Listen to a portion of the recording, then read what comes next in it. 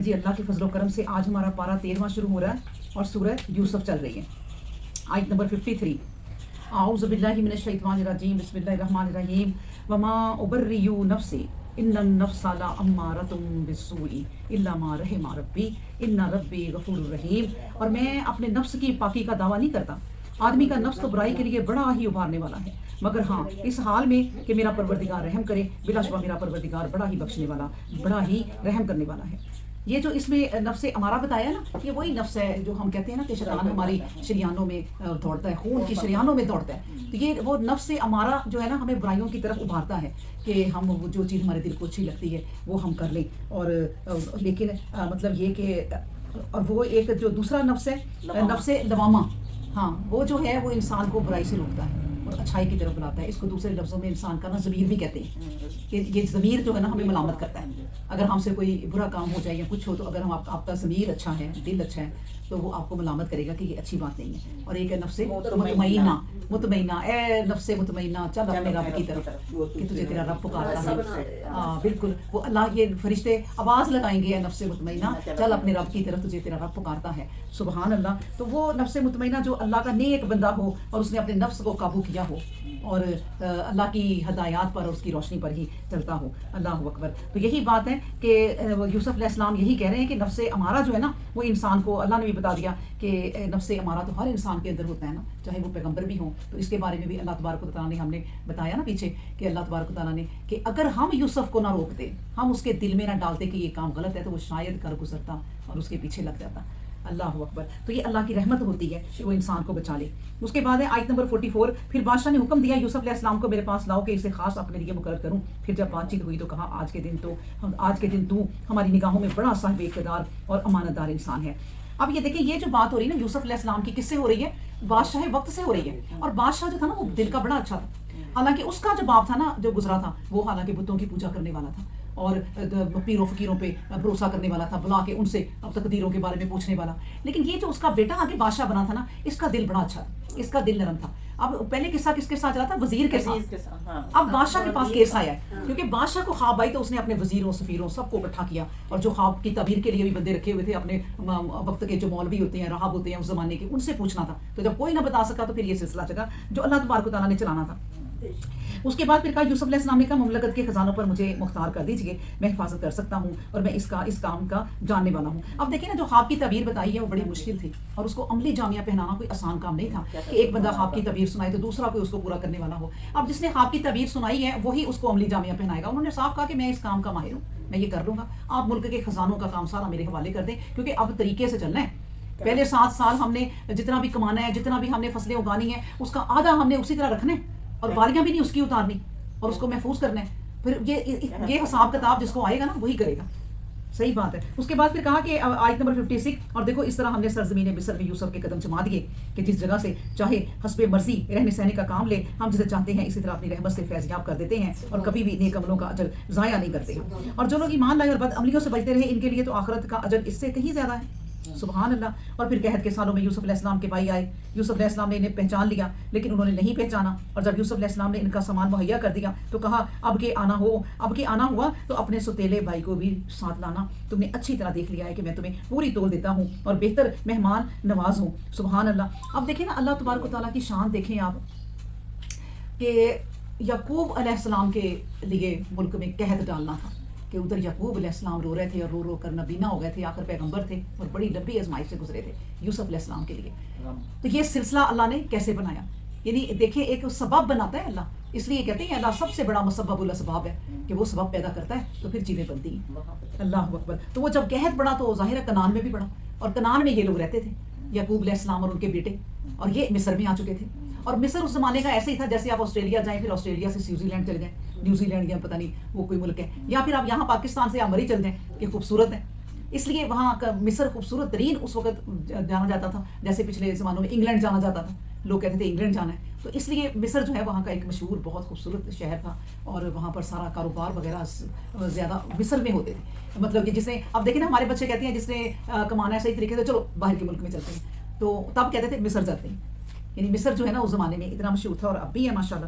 اس کے بعد 59 اور جب یوسف علیہ السلام نے ان کا سامان مہیا کر دیا تو کہا اب کہ آنا تو پھر بھائی کو لے کر آنا، لیکن اگر تم اسے میرے پاس نہ لائے تو پھر یاد رکھو نہ تو وہ تمہارے لیے معاف کروں گا اور نہ تمہیں اپنے نزدیک جگہ پاؤں گا اور نہ تو میرے نزدیک جگہ پا سکو گے۔ یعنی دیکھیں کہ میں یہ بتانا چاہ رہی ہوں کہ بھائی جب آئے ہیں تو وہ بڑے بڑے تھے اور تبھی وہ بڑے بڑے تھے، اور یوسف علیہ السلام جو تھے نا بچے تھے 10 سال کے یا اس سے بھی چھوٹے 9-10 سال کے تھے، وہ اپنے بھائیوں کی شکلوں کو پہچانتے تھے۔ تو بڑے انسان جوان کی شکل کتنی کی بدلی ہوگی، لیکن بچہ جوان ہو کے ایک دم بدلتا ہے، اس کی شکل بدل جاتی ہے۔ یوسف علیہ السلام نے اپنے بھائیوں کو پہچان لیا لیکن ظاہر نہ کیا، لیکن بھائی تھے دیکھیں، اور یہ پیغمبر تھے، اللہ کے نیک بندے تھے، اور انہوں نے پھر بھی بھائیوں کی کہتے ہیں وہ خدمت کی، انہیں جگہ الگ دی، انہیں کمرے دیے، کیونکہ 12 لوگ تھے، یہ 2 کو کمرہ دیا کہ تم تو سکون سے رہو، اور پھر اپنا یہ لے کر جانا جو یہ کیا اس کو کہتے ہیں غلہ لے کے جانا۔ تو اب دیکھیں ان کی خدمت بھی کر دی کہ بھائی ہے میرے، لیکن انہوں نے نہیں بتایا، لیکن پھر کہا تمہارا کوئی اور بھی بھائی ہے؟ انہوں نے کہا ہاں جی ہمارا ایک اور بھائی ہے، اور ہمارے 2 بھائی ہیں دوسری ماں سے، تو ایک یہ بنیامین ہے، تو وہ کہتے ہیں اس چھوٹے کو لے کر آنا اب۔ تو اب انہیں دیکھنا چاہتے تھے، سبحان اللہ۔ اس کے بعد پھر ہے لیکن اگر تم اسے میرے پاس نہ لائے تو پھر یاد رکھو نہ تو تمہارے لیے میرے پاس معاف ہوگا، نہ تو میرے نزدیک جگہ پا سکو گے۔ انہوں نے کہا ہم اس کے باپ کو اس کی ترغیب دیں گے اور ہم ضرور ایسا کریں گے اور کامیاب ہو جائیں گے۔ اور یوسف علیہ السلام نے اپنے خدمت گاروں کو حکم دیا کہ ان لوگوں کی پونجی انہی کے سامان میں رکھ دو، اور جب یہ لوگ اپنے گھر کی طرف لوٹیں تو ممکن ہے کہ اپنی پونجی دیکھ کر پہچان لیں، اور پھر عجب نہیں کہ وہ دوبارہ آئیں۔ اب دیکھیں نا کتنا پیارا طریقہ بتایا اللہ تبارک و تعالیٰ نے کہ انہوں نے ان کی پونجی ان کے جو پیسے تھے وہ واپس ان کی بوری میں کہیں رکھ دیے۔ یہ ہے اپنے رشتہ داروں سے سلوک کہ آپ ان کی جتنی مدد کر سکتے ہیں کریں، کوئی ضروری نہیں ہے کہ آپ نے ان کی جو مدد کی ہے تو ان کے آپ نے پیسے لینے ہیں، کوشش کریں کہ ان کی مدد جو آپ سے غریب رشتہ دار ہیں تو ان کی مدد آپ ویسے ہی کر سکیں۔ تو یہ اللہ تبارک و تعالیٰ ہمیں جگہ جگہ بتاتے ہیں یہ بات۔ اس کے بعد پھر جب وہ لوگ اپنے باپ کے پاس لوٹ کر گئے تو کہا اے ہمارے باپ آئندہ کو غلہ کی فروخت ہم پر بند کر دی گئی ہے، بس ہمارے بھائی کو ہمارے ساتھ بھیج دیں تو غلہ خرید لائیں اور ہم اس کے نگہبان ہیں۔ باپ نے کہا کیا میں اس کے لیے اس طرح تمہارا اعتبار کروں جس طرح اسے پہلے اس کے بھائی کے بارے میں کر چکا ہوں؟ سو اللہ ہی سب سے بہتر حفاظت کرنے والا ہے، وہو ارحم الراحمین۔ اور جب ان لوگوں نے اپنا سامان کھولا تو دیکھا کہ ان کی پونجی انہی کو لٹا دی گئی ہے۔ تو دیکھیں پہلے تو باپ نے انکار کیا نا، پھر جب بعد میں انہوں نے جب اپنے تھیلے کھولے، بوریاں کھولی تو اس میں سے جب پونجی ملی تو انہوں نے باپ کو پھر اور کنونس کیا۔ انہوں نے کہا دیکھیں کہ تب انہوں نے کہا اے ہمارے باپ اس سے زیادہ ہمیں اور کیا چاہیے، دیکھ یہ ہماری پونجی ہے جو ہمیں لٹا دی گئی ہے، ہمیں اجازت دے کہ ہم اپنے گھر والوں کے لیے رسد لے کر آئیں، ہم اپنے بھائی کی حفاظت کریں گے اور ایک اونٹ کا بوجھ اور زیادہ لے آئیں گے، یہ غلہ بہت تھوڑا ہے۔ باپ نے کہا میں کبھی اسے تمہارے ساتھ بھیجنے والا نہیں جب تک کہ اللہ کے نام پر مجھ سے عہد نہ کرو، اللہ کے نام پر دیکھیں عہد نہ کرو کہ بجز اس صورت کے کہ تم سب گھیر لیے جاؤ تم ضرور اسے میرے پاس واپس لے آؤ گے۔ جب انہوں نے باپ کو اپنا پکا کال دے دیا تو انہوں نے کہا ہم نے جو کال قرار کیا ہے اس پر اللہ نگہبان ہے، اللہ اکبر۔ اور باپ نے انہیں کہا اے میرے بیٹو دیکھو تم ایک ہی دروازے سے داخل نہ ہونا، جدا جدا دروازوں سے داخل ہونا، میں تمہیں کسی ایسی بات سے نہیں بچا سکتا جو اللہ کے حکم سے ہونے والی ہو، فرما روائی کسی کے لیے نہیں مگر اللہ کے لیے، میں نے اسی پر بھروسہ کیا اور وہی ہے جس پر تمام بھروسہ کرنے والے جو ہیں وہ علیہ فلیتوکل المتوکلون۔ دیکھیں پیغمبر نے بھی اللہ تبارک و تعالیٰ نے لکھ دیا کہ سکھا دیا تم لوگوں کو، پیغمبر نے بھی کہ میں یہ بات تم لوگوں کو جو کہہ رہا ہوں، ایک تو پہلی بات یہ کہ دیکھیں آج بچوں کو پتہ چل گیا کہ ہمارا باپ ہمیں بھی کتنا پیار کرتا ہے۔ 12 بچے ہیں، جوان جہان ہیں، بوڑھے ہو رہے ہوں گے وہ بھی، انہیں کہا نظریں لگ جاتی ہیں میرے کٹھے 12 بچے چلتے ہوئے جائیں، تو جب مصر میں پہنچنا تو الگ الگ ہو جانا، لوگوں کی نظریں نہ پڑیں، اور اجنبی ملک ہے اس لیے تو الگ الگ دروازوں میں سے جانا۔ دیکھیں کہ یہ اب ظاہر کرتا ہے کہ باپ جو ہے نا وہ سب سے ایک جیسا پیار کرتا تھا، لیکن یوسف علیہ السلام چھوٹے تھے اس لیے ان سے وہ زیادہ کیئر کرتے تھے۔ پھر اللہ تبارک و تعالیٰ نے ان کو پیغمبر بنانا تھا اس لیے ان کی محبت زیادہ ڈال دی تھی۔ تو اب یہ دیکھیں کہ یہ بات کہہ کے پیغمبر کی بات پہ غور کریں آپ کہ اللہ نے یہ آیت کیوں لکھی، کہ وہ کہہ رہے ہیں کہ یہ بات میں اس لیے کہہ رہا ہوں کہ یہ میری اپنی ایک خواہش ہے، یہ نہیں ہے کہ میں اللہ کی تدبیر کے خلاف کام کر رہا ہوں کہ اس سے میں تمہیں بچا لوں گا، جو بھی ہوگا اللہ کی آفت کوئی آئے گی، اللہ کی کوئی مصیبت آئے گی تو میں بچا لوں گا، یہ کہہ کے یہ تو صرف میری ایک تدبیر ہے، باقی ہوتا وہی ہے جو اللہ چاہتا ہے۔ اگر وہ برائی کرنا چاہے کسی کے ساتھ تو برائی کرتا ہے، بھلائی کرنا چاہے تو بھلائی ہوتی ہے، اس کی تدبیر کو کوئی جادو ٹونے تعویذ وغیرہ یہ پیر فقیر کوئی نہیں روک سکتے۔ تو اس لیے انہوں نے ساتھ ہی یہ بات بتا دی۔ پھر کہا کہ پھر جب یہ لوگ داخل ہوئے اس طرح جس طرح باپ نے حکم دیا تھا تو دیکھو یہ بات اللہ کی مشیت کے مقابلہ میں کچھ بھی کام نہ آئی، مگر ہاں یعقوب علیہ السلام کے دل میں ایک خیال پیدا ہوا تھا جسے اس نے پورا کر دیا۔ بلا شبہ وہ صاحب علم تھا کہ ہم نے اس پر علم کی راہ کھول دی تھی، لیکن اکثر لوگ نہیں جانتے۔ اور یہ لوگ یوسف علیہ السلام کے پاس پہنچے تو اس نے اپنے بھائی بنیامین کو اپنے پاس ٹھہرا لیا اور اسے علیحدگی میں واضح کر دیا کہ میں تیرا بھائی ہوں، پر جو کچھ وہ کرتے آئے ہیں اس پر غمگین نہ ہونا۔ پھر جب یوسف علیہ السلام نے ان لوگوں کا سامان ان کی روانگی کے لیے مہیا کیا تو اپنے بھائی کے ٹھہرنے کے مقام پر ان سب کے کھانے پینے کا بندوبست کر دیا۔ پھر ایک پکارنے والے نے پکارا کہ اے قافلے والو تم تو چور ہو۔ وہ پکارنے والے کی طرف پھرے اور پوچھا تمہاری کون سی چیز کھو گئی ہے؟ کارندوں نے کہا ہمارا شاہی پیمانہ سوا نہیں ملتا، جو شخص اسے ڈھونڈے ढूंढ दे, इसके लिए एक बार शतर इनाम है اور اس کا بار شتر انعام ہے ہاں، اور میں اس کا ضامن ہوں۔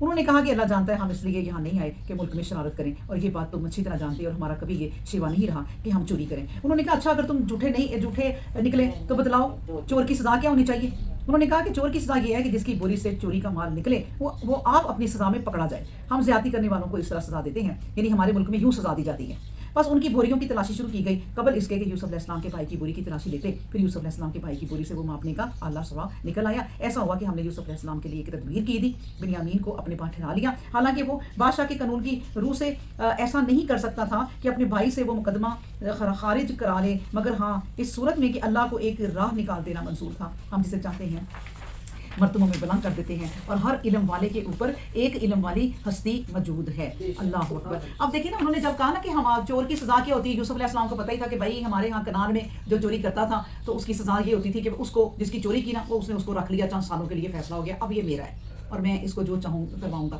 تو اسی طرح یوسف علیہ السلام کی پھپھو کو بھی یوسف علیہ السلام سے بہت محبت تھی۔ انہوں نے کہا بھائی یعقوب علیہ السلام سے کہا کہ بھائی یوسف کو میرے سے جدا نہ کرو۔ انہوں نے کہا نہیں، اب یوسف میرے پاس رہے گا، تم نے بڑی دیر اپنے پاس رکھ لیا۔ اس نے کہا میں اس کے بغیر نہیں رہ سکتی۔ انہوں نے بھی پھر ایک تدبیر کی، اپنا کمر بند جو تھا وہ یوسف علیہ السلام کے کرتے کے نیچے پہنا دیا خود ہی، وہ بچے تھے تو اس نے کہا میرا کمر بندی بھائی مل رہا، میں تو اپنے گھر جا رہی ہوں۔ تو انہوں نے کہا سارے اکٹھے ہو گئے خاندان والے، ظاہر ہے 12 بچے تھے، بیویاں تھیں، بہویں، پتہ نہیں اتنا لمبا چوڑا یعقوب علیہ السلام کا خاندان تھا، سارے اکٹھے ہو گئے۔ پھر پتہ چلا انہوں نے یوسف علیہ السلام کو ٹٹولا جب، تو انہوں نے کہا یہ دیکھو اس نے باندھا ہوا ہے، تو اب بتاؤ بھائی چور کی کیا سزا ہوگی؟ انہوں نے کہا میں خوب جانتا ہوں، لیکن اب جو تم نے کیا ہے نا تو اس پر تم عمل کرو۔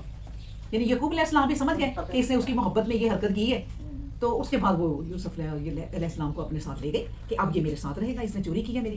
تو اسی طرح ان کے کنعان میں یہ قانون چلتا تھا، تو بھائیوں نے بھی کہا بھائی اگر آپ کے کیا ہے، یوسف علیہ السلام نے پتہ ہی تھا، انہوں نے کہا جس سے نکلے گا وہ مل جائے۔ یہ اللہ تبارک و تعالیٰ نے تدبیر بتائی ہے، اور قرآن میں بھی آخر یہ بات لکھ دی ہے۔ میں آپ کو بتاؤں کہ ایک پیغمبر ہو کر کسی پر یوں الزام لگائے اور اللہ نے کہا کہ ہم نے تدبیر کی ہے، یہ بات نہ سمجھ میں میری نہیں آتی ابھی، لیکن میں آپ لوگوں کو بھی اس کی تفسیر بتا بھی نہیں سکتی، کیونکہ علماء سے سیکھ کے یہ تدبیر بتائی جا سکتی ہے کہ اس میں مصلحت کیا تھی اور اس کی اور تفسیریں کیا ہو سکتی ہیں۔ نہیں مسئلے تو یہی تھی کہ اپنے خاندان کو انہوں نے مصر لانا تھا، مصر لانا تھا، لیکن بات یہ ہے کہ یہاں رک جاتی ہے بات کہ کوئی پیغمبر جو ہوتا ہے وہ کسی پر جھوٹا الزام نہیں لگا سکتا، لیکن وہ نہیں لگا رہے۔ اللہ تبارک و تعالیٰ یہاں قرآن میں کہہ رہے ہیں کہ ہم نے تدبیر کی ہے۔ اب یہ اللہ نے بھی تدبیر کیوں کی، اسی پر میں آپ کو بتاؤں، جو قرآن کے لوگ بات اٹھاتے ہیں، قرآن پر بڑے بڑے لوگ ہیں قرآن پر انگلیاں اٹھانے والے، جو کہتے ہیں یہ آپ کیا کہہ رہا ہے، یہ آپ کا قرآن ہمیں بتائیں، یہ علماء ہی بتا سکتے ہیں۔ میں اس تک ابھی نہیں پہنچی، میں جب پہنچوں گی میں آپ کو ضرور بتاؤں گی انشاءاللہ تعالیٰ، ٹھیک ہے نا۔ اس کے بعد ہے کہ پھر انہوں نے کہا آیت نمبر 74، انہوں نے کہا اچھا اگر تم جھوٹے نکلے تو بتاؤ چور کی سزا کیا ہوگی؟ انہوں نے کہا چور کی سزا یہ ہے کہ جس کی بوری سے چوری کا مال نکلے وہ آپ اپنی سزا میں پکڑا جائے گا۔ ہم زیادتی کرنے والوں کے لیے اس لیے کر رہے ہیں۔ بس ان کی بوریوں کی تلاشی شروع کر دی قبل اس کے کہ یوسف علیہ السلام کے بھائی کی بوری کی تلاشی لیتے، پھر یوسف علیہ السلام کے بھائی کی بوری سے وہ ماپنے کا آلہ سوا نکل آیا۔ ایسا ہوا کہ ہم نے یوسف علیہ السلام کے لیے ایک تدبیر کی، بنیامین کو اپنے پاس ٹھہرا لیا، حالانکہ وہ بادشاہ کے قانون کی روح سے ایسا نہیں کر سکتا تھا کہ اپنے بھائی سے وہ مقدمہ خارج کرا لے، مگر ہاں دیکھیں نا، چاہے بادشاہ بھی تھے، اب کسی قافلے میں سے کسی بندے کو اپنے پاس نہیں وہ ٹھہرا سکتے، چاہے کوئی بادشاہ بھی ہو، اپنے کسی غیر لوگ آئے ہیں ان کو ٹھہرانے کا کوئی قانون نہیں تھا۔ اس صورت میں کہ اللہ کو ایک راہ نکال دینا منظور تھا، ہم جسے چاہتے ہیں مرتبوں میں بلند کر دیتے ہیں، اور ہر علم والے کے اوپر دیکھیں اس آیت کے آخر میں جو لکھا ہے نا، ہر علم والے کے اوپر ایک علم والی ہستی ہے۔ تو اللہ پتہ کیا کہہ رہے ہیں؟ مجھے یہ لگتا ہے کہ یہ علم والے لوگ اس بات کو جانیں گے، یہ جتنے تم علم والے ہو نا آج پڑھ رہے ہو، تم سے بھی علم والے اوپر آئیں گے، اور جو اس کی تفسیر بہترین کر کے تمہیں بتائیں گے کہ اس میں کیا مصلحت تھی اور یہ کیوں اللہ نے کہا اور یہ کس طرح کہا، اصل میں ماجرا کیا تھا، تو یہ علم والے ہیں۔ نبی کریم صلی اللہ علیہ وآلہ وسلم نے بھی فرمایا کہ جس نے کہا کہ میں عالم ہوں تو اصل میں وہ جاہل ہے، اور جس نے کہا کہ میں ایک اسٹوڈنٹ ہوں، جاہل ہوں، تو وہ علم ہے اس کے پاس۔ اور علم والا کبھی نہ مانے کہ میرے پاس علم ہے، کیوں؟ کیونکہ علم کبھی ختم نہیں ہوتا۔ اللہ نے کہہ دیا ہر علم والے کے اوپر ایک علم والا ہے۔ جب موسیٰ علیہ السلام نے کہہ دیا تھا کہ موسیٰ علیہ السلام آپ کو اتنا علم کہاں سے ہے، آپ کو تو ہر چیز کا علم ہے، ایک بندے نے آواز سن کے کہا اور بڑا ایموشنل آواز تھا اور بندہ رہ نہ سکا، تو موسیٰ علیہ السلام نے کہا ہاں میرے پاس علم ہے۔ تو اس بات سے اللہ تبارک و تعالیٰ نے انہیں اتنا سفر کرایا کہ جاؤ جا کے دیکھو، سیر کرو میری زمین پر کہ علم والے کتنے، پھر تم خود کہو گے کہ علم کیا ہوتا ہے۔ ہر ایک علم میں ایک ہستی اس سے اوپر ہی ہوتی ہے، ہر علم والے کے اوپر ایک اور ہستی ہے، علم کہیں ختم نہیں ہوتا۔ اور پھر دنیا کے اور کائناتوں کے اور غیب کے سارے علم جو ہے وہ اللہ کی طرف ہے۔ اس کے بعد ہے آیت نمبر 77، بھائیوں نے کہا کہ اگر اس نے چوری کی تو یہ کوئی عجیب بات نہیں، اس سے پہلے اس کا بھائی بھی چوری کر چکا ہے۔ تب یوسف علیہ السلام نے یہ بات اپنے دل میں رکھ لی، ان پر ظاہر نہ کی، اور اتنا کہا کہ سب سے بری جگہ تمہاری ہوئی اور جو کچھ تم بیان کرتے ہو اللہ اسے بہتر جاننے والا ہے۔ انہوں نے کہا کہ اے عزیز اس کا باپ بہت بڑا آدمی ہے، بس اس کی جگہ ہم میں سے کسی کو رکھ لیجئے، ہم دیکھتے ہیں کہ آپ ان لوگوں میں سے ہیں جو احسان کرنے والے ہیں۔ یوسف علیہ السلام نے کہا اس بات سے اللہ کی پناہ کہ ہم اس آدمی کو چھوڑ کر جس نے ہمارا سامان نکالا کسی دوسرے کو پکڑیں، اگر ایسا کریں تو ہم ظالم ٹھہریں گے۔ پھر جب وہ یوسف علیہ السلام سے مایوس ہو گئے کہ یہ ماننے والا نہیں، تو مشورہ کر کے لیے الگ ہو کر بیٹھ گئے۔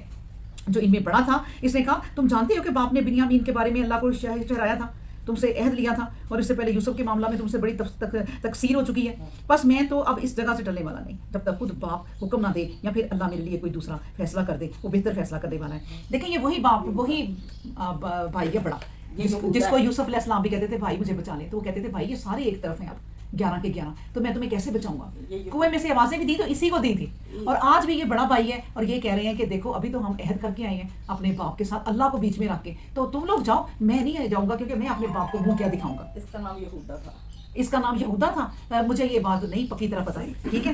اس کے بعد ہے پھر 81 تم لوگ، اچھا جی 81 تم لوگ باپ کی طرف لوٹ جاؤ اور اس سے جا کر کہو اے ہمارے باپ تیرے بیٹے نے چوری کی، جو بات ہمارے جاننے میں آئی وہی ہم نے ٹھیک ٹھیک کہہ دی ہے، ہم غیر کی باتوں کی خبر رکھنے والے نہ تھے، اور آپ اس بستی سے دریافت کر لیں جہاں ہم ٹھہرے تھے، اس قافلہ کے آدمیوں سے پوچھ لیں جس میں ہم آئے ہیں اب بالکل سچے ہیں۔ دیکھیں نا اب سچے ہیں نا تو دیکھیں گواہیاں بھی صحیح ہیں۔ وہ کہتے ہیں کہ بابا جان اگر آپ کو ہم پہ یقین نہیں ہے تو جو قافلہ ساتھ تھا سارا کھڑا تھا ماجرا سن رہا تھا تو آپ ان سے پوچھ لیں، تو اس میں سچے نہیں تھے، وہ جو کرتا تھا وہ ایسے ہی لے آئے تھے کوئی خون لگا کر، تو دیکھیں اس میں کوئی نہیں تھی کوئی ان کا اچھا ثبوت یا دلیل۔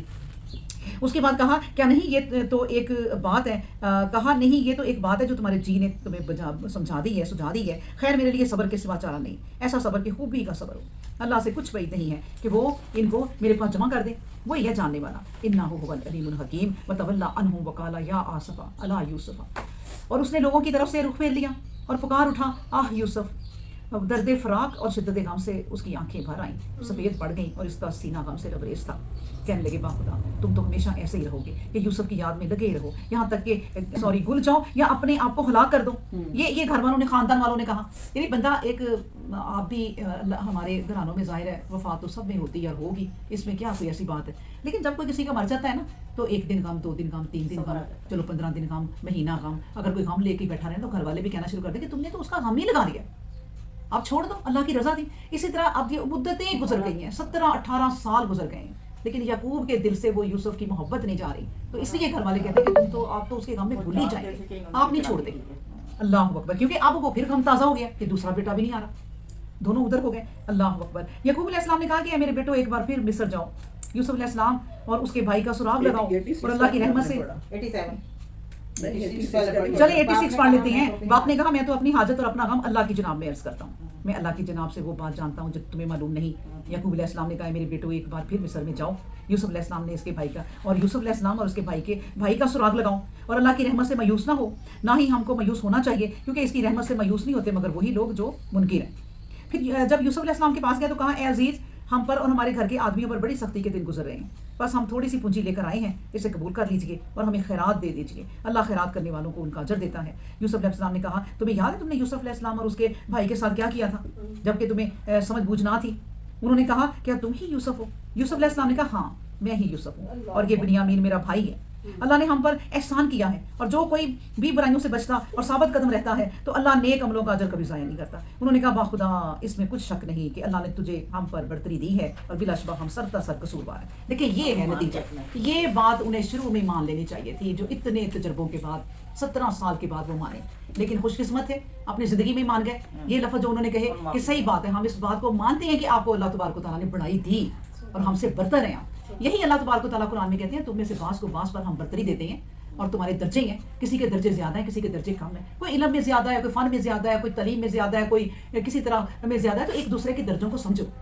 اور کوئی تم سے امیر دیکھو نا، نبی کریم صلی اللہ علیہ وسلم نے کہا کوئی امیر دیکھو یا اس کا گھر دیکھو یا اس کی گاڑی دیکھو جیسے، تو کہا کرو سبحان اللہ، اللہ یہ اس کو مبارک کرنا یہ جس کی ہے اور ہمیں اس سے بھی بہتر عطا فرما، کیونکہ اللہ کے پاس نا کسی چیز کی کمی نہیں ہے۔ تو یہ بات سمجھ لینی چاہیے کہ اللہ نے جس کو رتبہ دیا، جس کو کوئی برتری دی ہے، اس کو مانو کہ بھائی صحیح بات ہے، یہ بجائے کہ حسد، جیلس اور بغض یہ چیز کر کے اپنے آپ کو بیماریاں لگانی ہیں۔ اس کے بعد ہے 92، یوسف علیہ السلام نے کہا کہ آج کے دن تم پر کوئی سرزنش نہیں، اللہ تمہارا قصور بخش دے اور وہ تمام رحم کرنے والوں سے بڑا رحم کرنے والا ہے۔ اب تم یوں کرو کہ میرا یہ کرتا اپنے ساتھ لے جاؤ اور میرے باپ کے چہرے پر ڈال دو کہ اس کی آنکھیں روشن ہو جائیں اور اپنے گھرانے کے تمام آدمیوں کو لے کر میرے پاس آ جاؤ اور پھر جب قافلہ نے مصر کی سرزمین چھوڑی تو ان کا باپ کہنے لگا اگر تم لوگ یہ نہ کہنے لگو کہ بڑھاپے سے اس کی عقل ماری گئی ہے تو میں کہوں گا کہ مجھے یوسف علیہ السلام کی مہک آ رہی ہے. سبحان اللہ. سننے والوں نے کہا باخدا تم تو اب تک اپنے پرانے خبت میں پڑے ہوئے ہو. پھر جب خوشخبری سنانے والا آیا تو اس نے کہا تو اس نے اس کرتا کو یعقوب کے سامنے رکھ دیا تو وہ بات کو سمجھ گیا اور کہا کہ میں نے تم سے نہیں کہا تھا کہ میں اللہ کی طرف سے وہ بات جانتا ہوں جو تم نہیں جانتے. یعنی دیکھیں نا آپ یہ سوچیں کہ ایک پیغمبر کو اپنی اولاد کو سمجھانا ایک کام ہے. یہ نہیں کہ وہ حکم دے اور وہ مان جائے. اولادوں کی تربیت کرنا اولادوں کو سمجھانا کوئی آسان کام نہیں ہے. پورے کا پورا کنبہ انہیں کیا کہہ رہا ہے کہ تم تو اسی خبت میں مبتلا ہو, اسی پاگل پن میں تم مبتلا ہو. تو انہوں نے کہا مجھے خوشبو آ رہی ہے. جب کرتا آیا تو کرتے سے مہک آ رہی تھی یوسف علیہ السلام کی. سبحان اللہ. تو باپ پہچان گیا. یہ محبتوں کے جو رشتے ہوتے ہیں نا یہ بڑے پیارے ہوتے ہیں. اگر صحیح محبت کے رشتے اگر ہوں تو جیسے آپ کی بیٹی ہے بیٹا ہے, آپ کو نا آج بڑا ہی دل اس کی طرف لگا ہوا ہے, دل کو دل سے جیسے راہ ہوتی ہے تو بیٹا آ جاتا ہے, بیٹی ہے اس کا انتظار ہے بیٹی آ جاتی ہے, یا جس سے بھی آپ کو محبت ہے نا وہ دل ملے ہوتے ہیں آپس میں, وہ اللہ نا پھر وہ آپس میں اٹیچ کر دیتا ہے. سبحان اللہ. وہ بولے اے ہمارے باپ 97 وہ بولے اے ہمارے باپ ہمارے گناہوں کی مغفرت کے لیے دعا کر, ہم سے سراسر قصور ہی ہوتے رہے. باپ نے کہا وہ وقت دور نہیں کہ میں اپنے پروردگار سے تمہارے لیے دعائی مغفرت کروں, وہ بڑا بخشنے والا ہے. انہ هو الغفور الرحیم.